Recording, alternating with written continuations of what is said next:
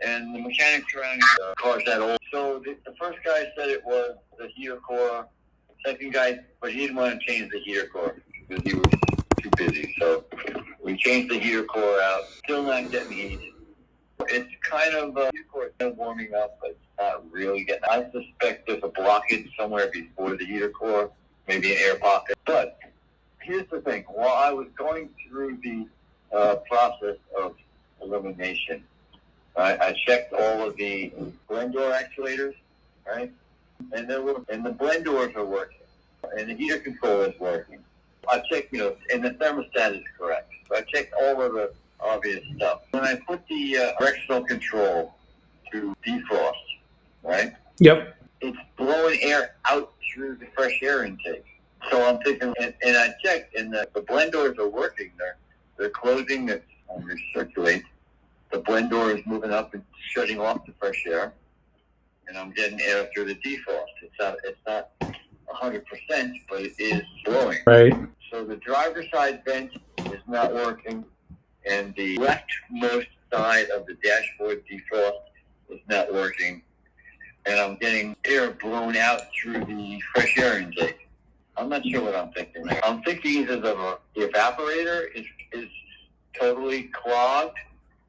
I'm trying to find out some kind of a diagram that shows me what the airflow is. What do they call it? The blower box? Yep, HVAC. HVAC blower box. It's a little unclear to me how the air gets from the fan, how it differentiates between the evaporator and the heater core. I'm not quite sure how that works. And I'm trying not to, of course, pull the dash and pull the heater box to find out. Right. I think it's two different issues here. There's the heater core issue, and then there's this blockage in the airflow somewhere. Right. Are you familiar at all with your car? Yes, sir. Because it is a transitional year. I realize that. Right. 94 is different. Yep. But I'm guessing that a lot of the components are carryover. Right. And then I'll throw one more thing at you that I just discovered yesterday while I was trying to figure out the heat, was that it seems like when it's in heat mode, I'm getting the AC compressor is kicking on and throwing cold air into the mix. Okay. Right? Now I know that I'm doing more research on this. It's fine. I pull off one of the plugs on the, what do they call it? The high and low pressure. So you said the heater core hoses are both the same temperature? Pretty much. And is it lukewarm? Is it hot? Hot. I can touch the heater core. I can physically touch the output line at the heater core. Okay. And there, you can barely touch them. They get so hot. So if they're both really, really, really hot, well, then the problem is going to be inside that HVAC assembly. So I think you are going to have to replace, you're going to have to pull the dash, and you're going to have to pull that HVAC assembly out and have a look at everything. It sounds to me like the problem is inside that heating and ventilation and air conditioning assembly behind the dash. I'm afraid so, because I'm thinking that we've owned this car since 95. Since 96, it was brand new. And I know the 95 doesn't have a cabin air filter. So I picked up somewhere on YouTube, somebody was talking about dog hair clogging the evacuator. Is that what it is? No. Yeah. Condensers in the front of the vehicle, in front of the radiator. All right. So what's that's the evaporator inside the heater box? Yes, sir. Thank you. So I'm thinking I'm going to have to pull out the air box. And, yes, sir.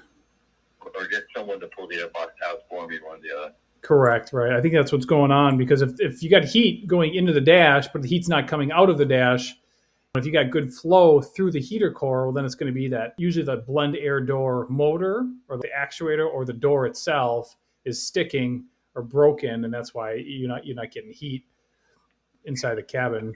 But I pulled out the fan, and I can actually see the blend door moving, the one for the fresh air and the one that diverts from between the heater core and the evaporator. And I can see them working. They're moving. So I'm thinking, I don't know how the air flows through this thing, how it, but like I said, I'm getting blower fan air going out through the fresh air up under the hood. It sounds like something's got to come apart. It sounds like something broke or is not working inside that dash. That's what it sounds like to me. Have you heard of that before? Oh. Fresh air come in. Right. Yep. not go the other way.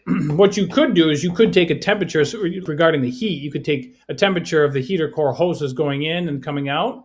And then if you can see that blend air door that you're talking about move back and forth, you can take it with a temp gun and see what kind of heat you get coming directly out of there. And that'll tell you where you're losing heat. Well, it's definitely not as hot as the heater core is getting hot. It's definitely even without doing that, I can tell I'm not getting hot air coming out through the fresh air. I'm just getting temperature air. Right. So what I would recommend that you do is I'd recommend that you get a temperature gun or a temp. They make little thermometers, like a meat thermometer. You can actually take this and put it right in the dash, turn the heat on full blast, let it run, and take a reading and see what you're getting. And then you can take a reading from the heater core hoses to see if there's a big difference between what you're getting out and what is going into your heater core. Somewhere along the way, you're losing heat. And if both heater core hoses are really hot, same as the engine, 200 degrees, then we know that the heater core isn't restricted, right? There's coolant flow going through there. That means the problem is somewhere behind the dash. It's not letting the hot air from the heater core out to the cabin of the vehicle. So now you might be able to see a little bit inside there, but you're probably gonna have to pull it apart, is what it sounds like. Really, it does. I was just hoping there was something else, because obviously it's with the cowl vent removed, you can reach down in there. I can put a vacuum in there. I can put a mirror down there. There's no blockage that's visible. So the blockage is somewhere between the evaporator. Right. Or the heater core. I will say this, the heater core is common to go bad on this vehicle. This is what it says. Right. Pour heat from the vents, 95 Chevy Tahoe. Test procedure. Check both heater hoses. They should be close to the same temperature, right? We talked about that several times. Yeah. If one hose is hot and the other is cold, check the hoses as well as the inlet and outlet on the hoses for blockage. Check the heater core for blockage. Check the air temperature mix door for sticking. Check the air temperature mix door actuator for movement. So it's done all that. But hang on, time out. If you've done all that, then you'll know where you're losing heat. And if you don't know where you're losing heat, you need to go back and do the test. You need to get yourself one of those temp guns or like a thermometer and put it in the vent. And we need to get some readings, right? You keep saying, oh, it all looks good, but we don't have any facts to back it up other than, it's cold. It's not hot going inside the cabin. If I walked up to my service writer and I'm working in a shop and I said, it's all working, but there's just the heat's it's not really good heat. He's going to say, what am I going to sell the customer? And I'll be like, well, I don't know. Like a radiator in your house, for instance, you have 90% of the thing is hot. It's not, and if you just have more of a home, I'm a general contractor, that's why I ask these questions. So if your radiator is only getting hot at the bottom third of the radiator, that means you've got air in the line. You've got to bleed the system. Does that principle thing hold true for auto? For a heater core? Absolutely. And let me ask you a really dumb question. Did you check the coolant? Of course. Did you bleed the cooling system? I haven't yet. And I'm assuming the guy in the gas station who changed the heater core did. So there's the first thing I'm going to do tomorrow. Let me ask you this. Does the temperature gauge fluctuate? No. Inside the car? No. It goes right up. It stays right around 190, 200. Right. So the heat inside the cab, does the heat ever change temperature as you're driving? So you don't have an air pocket in your system, I guarantee it. I understand. I get it. I hear you loud and clear. You've said that a million times. I get it. You got lukewarm air coming in and it doesn't change. The temperature gauge isn't fluctuating. The coolant's full. You're not sure if there's an air pocket in the system, but based on what you're telling me, there is no air pocket in the system. And you've already said that the heater core hoses are hot, so there's no air pocket in the system. The thermostat's working, right? The heater core is as hot as the engine. So going into the heater core, there is no problem. The cooling system is working just fine. It seems like it is. Right, you're baffled because you didn't run the test. Listen, I've been doing this for 20 years, man. You got to run the test.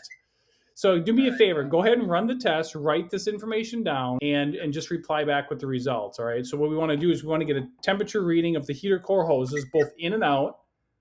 And then when you turn on the heater and you got lukewarm air, see if you can get a reading of the lukewarm air. And then if you can see the heater core from wherever you're looking, because you got it partially apart, you can take a reading right there.